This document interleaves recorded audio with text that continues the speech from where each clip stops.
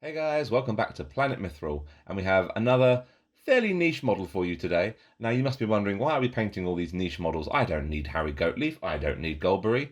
Well, our plan here is, as we're conducting the quest of the Ringbearer, we want to give you all the resources and all the tutorials for some of the niche models that maybe don't have any guides out, for you to be able to follow along, paint along, and then eventually conduct your own quest of the Ringbearers if you want to. So we are doing this so you've got all the materials in one place, so you can go forward and have your own campaigns of hobby awesomeness.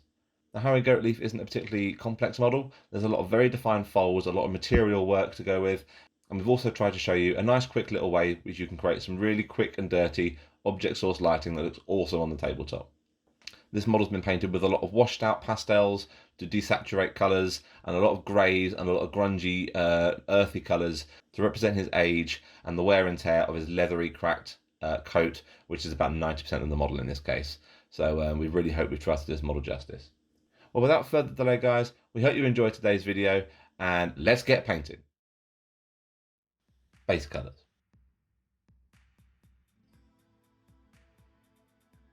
To start off with, we're going to use a mix of Bugman's Glow and Mechanicus Standard Grey and paint in Harry's face and hands.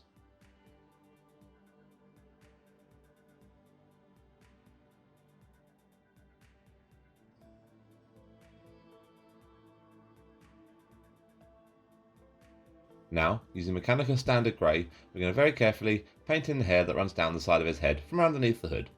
We're not going to worry about the eyebrows yet, that'll come once we finish the face.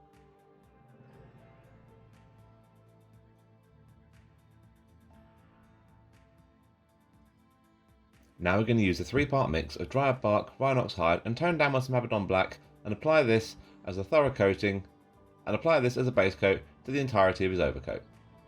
I want to apply this in a couple of thin down layers to make sure we get a nice even finish across the entire cloak.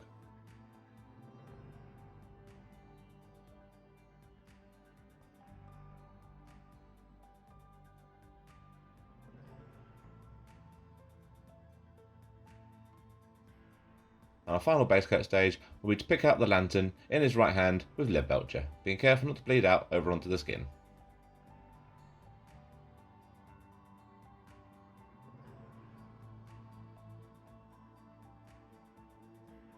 Skin.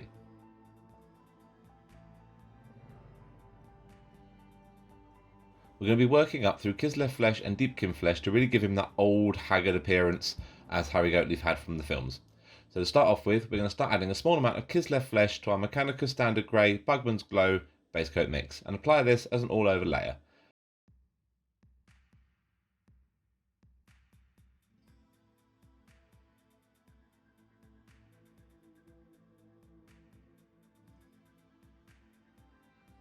Once you're happy with how this looks, we're going to apply a wash now with Reichland Flesh Shade, thin down with Lamy and medium.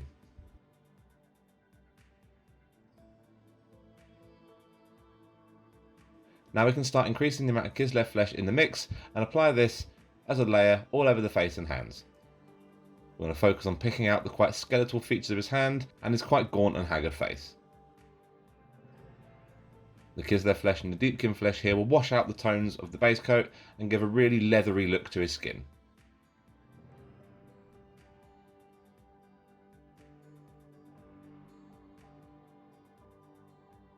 Once you're happy with this, for the first highlight stage we're going to start adding in Deepkin flesh in small increments and just focus on pushing the definition and creating a bit more character across his facial details and skin. Picking out areas such as the knuckles and enunciating his brow, chin, cheekbones and nose particularly. For the final edge highlight, increase the amount of Deepkin flesh to an approximate 50-50 split between that and the previous layer mix, and just apply this as a pinpoint dot highlight just to enunciate his sharpest features.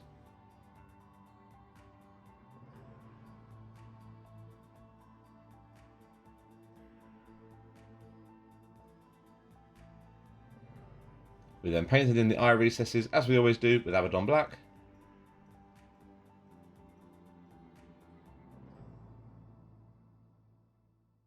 And finished off the eyes with 2 small dots of padded witch flesh either side.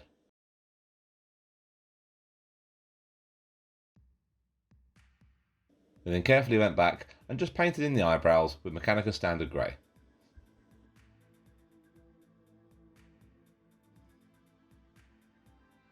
Hair.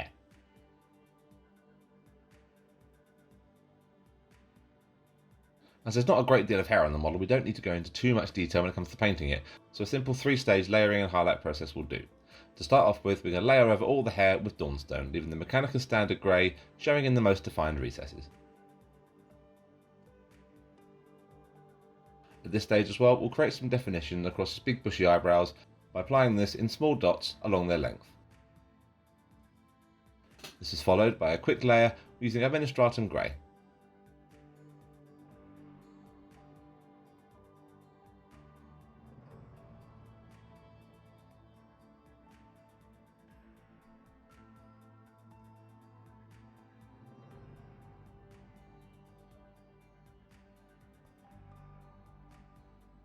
And finally, a dot highlight of Ulthuan Grey was applied just to the outer curls and tips and the edges of the eyebrows just to finish off his hair.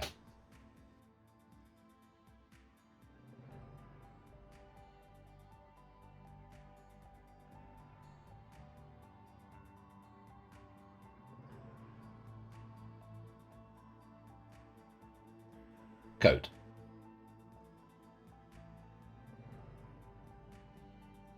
We're going to be using Baylor Brown and Karak Stone for the majority of our layering and highlight stages, with intermittent washes of Agrax Earthshade and some technical weathering powders at the end, just to really push that realism. Now this model is 90% coat, so this is where you're going to be spending the majority of your time.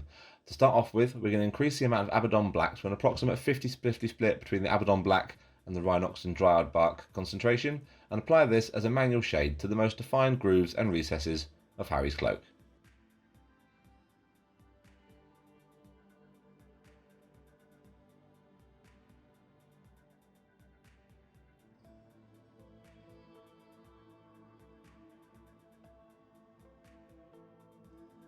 Once you're happy with your manual shade, we're going to apply a thorough wash to the coat with Agrax Earthshade thinned down with Lamia Medium. Making sure we work this into all the recesses we've just shaded, as this will just help push the definition between the darker and lighter areas of material.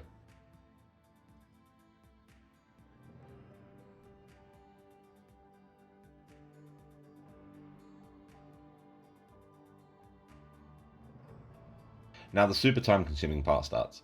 We're going to start adding in Baylor Brown in small increments to the previous Rhinox Hide, Dryad Bark and Abaddon Black base coat mix, and start blocking out the main areas of coat, leaving the wash and the manual shade showing in as many of the recesses as we can. Try and keep your brush strokes as long and unbroken as you can here, as it will give you a more natural finish to the cloak, which will really benefit.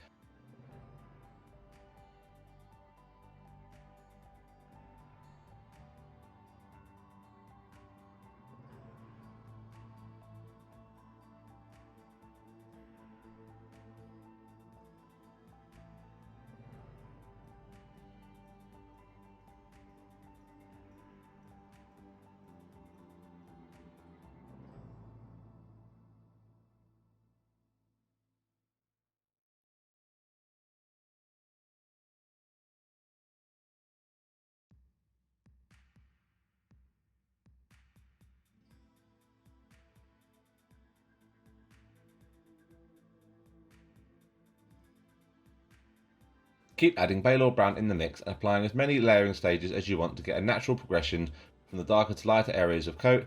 By the time you reach your final layering stage, your mix should contain no more than about 50% Baylor Brown to the previous base coat mix.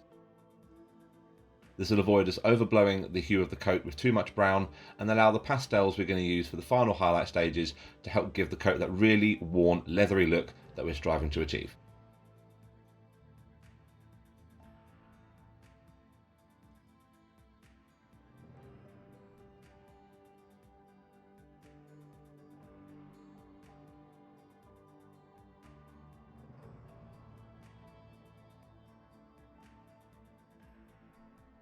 Now your blocking and layering stages are in, and the transition is starting to look really good from the darker browns to the lighter areas of cloak. Now for the highlight stages, we're going to start adding in Karak Stone, again in small increments, bit by bit, and just pushing the definition of these folds of cloth and material a little bit further, and applying this as an initial highlight. Trying to keep our layers as thin and targeted as we can, so we get a really lovely progression from the darker, rich brown of the shades through to the cracked, leathery, lighter areas we're working on now.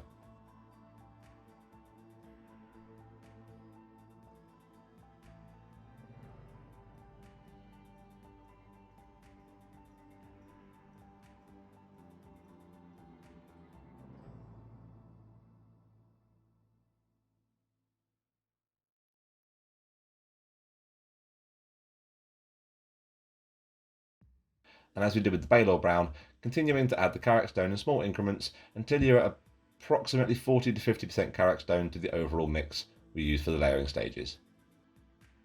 For the final highlight stage, you're looking at picking out the most defined folds and just catching where the light will be bouncing off most prominently.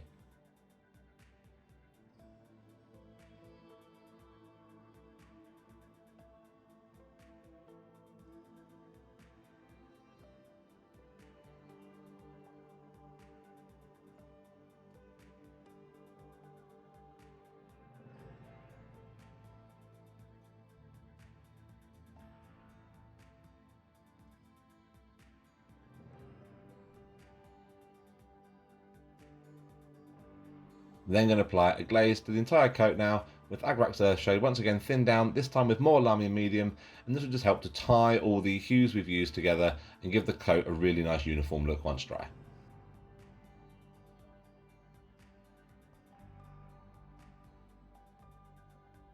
Now for a little extra detail, we applied some Forge World weathering powder just to the hem of the coat. If you don't have any weathering powders or anything similar to this, you can get away with a very light dry brush of Steel Legion Drab and Ushabti Bone just over the hem of the coat, but don't go too mad because we don't want to undo any of the good work we've done to get to this stage. Lantern.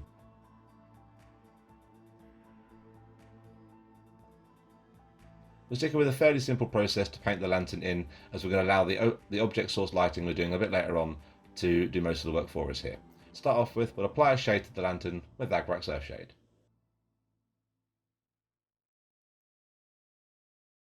This will be followed by another slightly diluted wash of non-oil just to tone down the metals a little bit.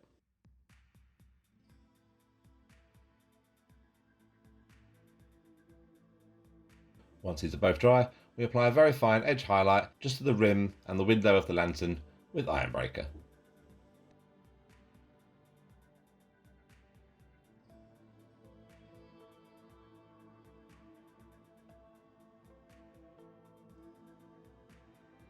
Lantern light.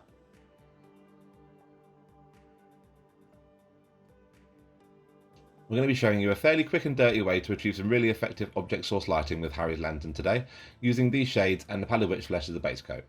So to start off with, we want a nice neutral tone for our washes to work off, so we're going to start by base coating the inner glass of the lantern with Pallid Witch Flesh.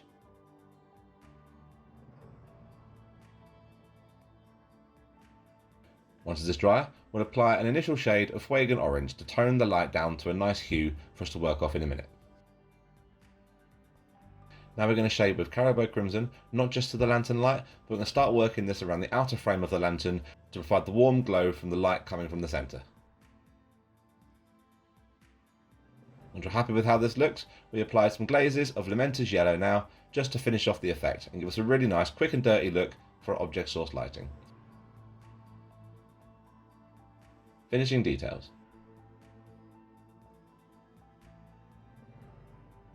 Now the final details are fairly minor, so we don't have to go into too much detail when it comes to painting these in. To start off with, we're going to paint the boots with a mix of Storm Vermin Fur and Abaddon Black.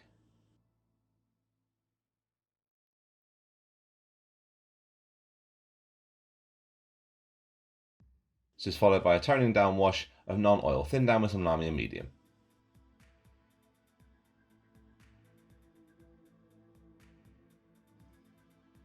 We then applied a layer to the boots now, increasing the concentration of Storm Vermin Fur to an approximate 3:1 ratio mix between that and the Abaddon Black.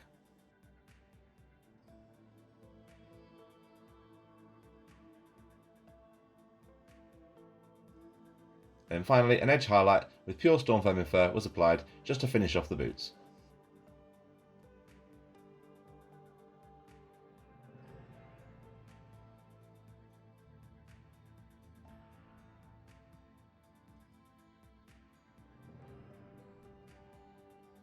There's a very small amount of trouser detail and belts on the boots we can pick out just to create a little bit of contrast here. So we picked out these little areas just with a quick coat of dry bark.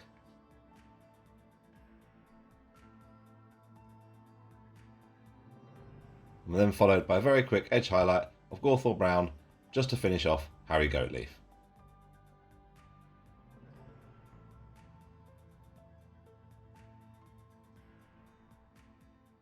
And there we have Harry Goatleaf, Guardian of Bree, finished.